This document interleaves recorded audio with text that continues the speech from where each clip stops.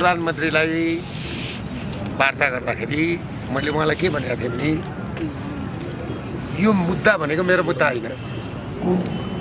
छोरो विदेश प्रधानमन्त्रीज्यू तपाईँको गएको छ, छोराबुहारी त प्रधानमन्त्रीज्यूका विदेशमा छन् नि त, त्यो त देखियो। हरेक मन्त्रीका छोरा छोरीहरू बुहारीहरू सबै विदेशमा, मेरा छोराछोरी विदेशमा छैनन्। म ब्ल्याक लिस्टमा परेको छुइनँ। 20 लाखभन्दा मुनिको ऋण मेरो होइन, सर्वहारा वर्ग भुइँ मान्छे उत्पीडन वर्गको सुकुम्बासीका समस्या छन्, म सुकुम्बासी होइन, हो कि होइन? त्यसले गर्दाखेरि यो सम्पूर्ण देशको समस्या हो, नागरिकको समस्या हो, नेपाली नागरिकको।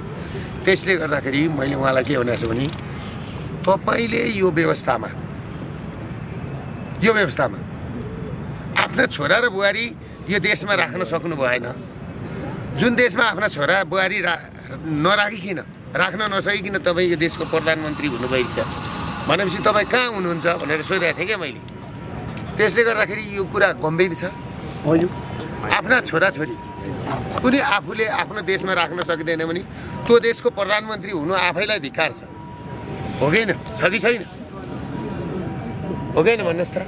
त्यसले गर्दाखेरि म के भन्न चाहन्छु भने भोलिको वार्ता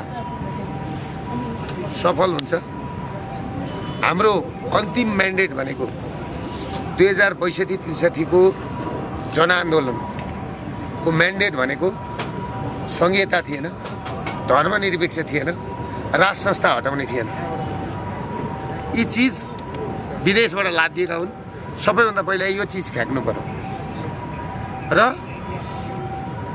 ब्ल्याक लिस्ट हटाउनु पर्यो।